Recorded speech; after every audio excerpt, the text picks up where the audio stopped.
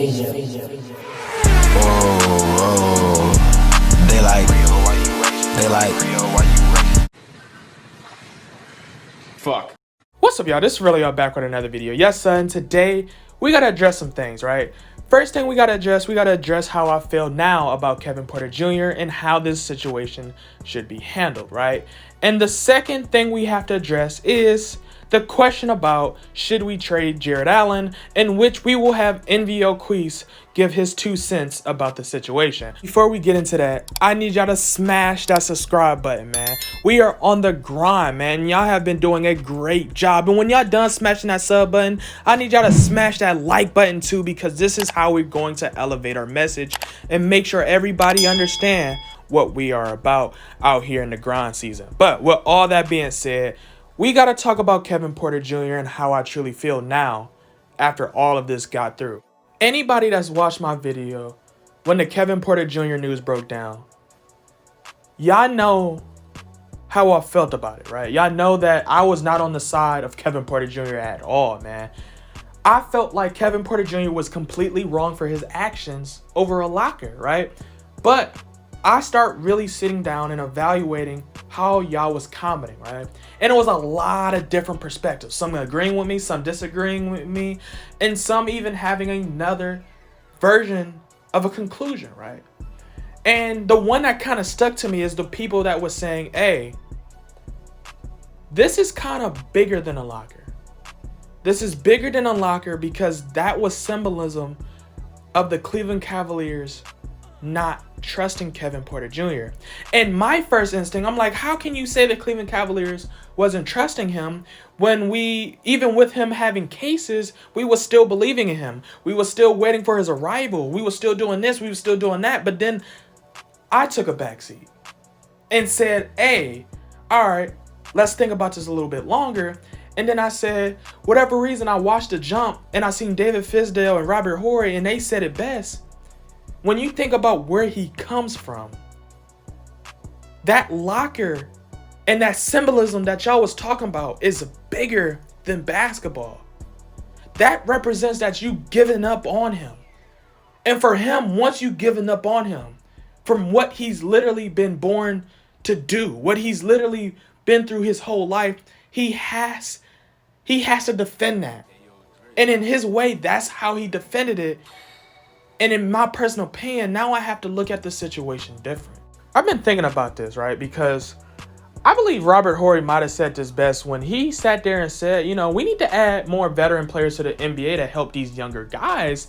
Because to be honest, these are the only guys that can really relate to these younger guys because they've been through the exact same struggle to an extent, to certain degrees, you know what I'm saying, as these younger players. And I thought to myself, Robert Horry, you might have said it best because let's be real. Yes, they got a medical staff that probably treats mental illness or whatever, but let's be real. For Kevin Porter Jr., he can't relate to that guy.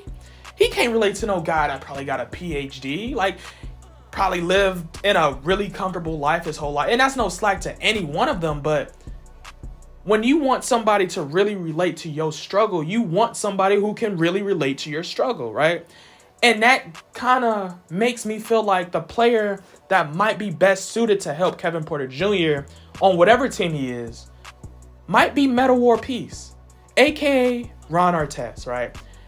And I feel like Ron Artest will be the right person for him because he understands the mental aspect of the game, the mental aspect of outside of the game, and what it means to be given up on, right? And I feel like Kevin Porter Jr. needs that type of figure to help him adjust to the league because Kevin Porter Jr., even if he leaves the Cleveland Cavaliers, is a special talent. He has potential, right? And I can't hate on him because of his situation, but we have to try to help him because, like I said before, he has a lot of talent to waste. You get what I'm saying? Need some fire new gear? Well, Lone Wolf Apparel got you with t-shirts, hoodies, hats, tech suits, and much more. If you want to shop at Lone Wolf Apparel, the link for the website and the Instagram will be down in the description box below. And we got to talk about Jarrett Allen because weirdly enough, there's a lot of people asking, should we trade Jarrett Allen, right? And the quickest answer for me is no. I feel like Jarrett Allen is a young up-and-coming star that we can develop into something very, very special, especially when you know the price that he's going to be asking for is a reasonable price for his talents. You get what I'm saying? We're young, we're hungry, we got the coach who's emphasizing defense. He's a defensive center, you know what I'm saying? He's trying to increase the passing. This is the right system for the right player, you get what I'm saying? But you heard my 2 cents. And it's time for us to hear what NVO Queese has to say about this. I'd like to congratulate you on your 1K subs. I hope you get to 2K subs tomorrow. Please like and subscribe to all my boy videos. Let's get his channel up.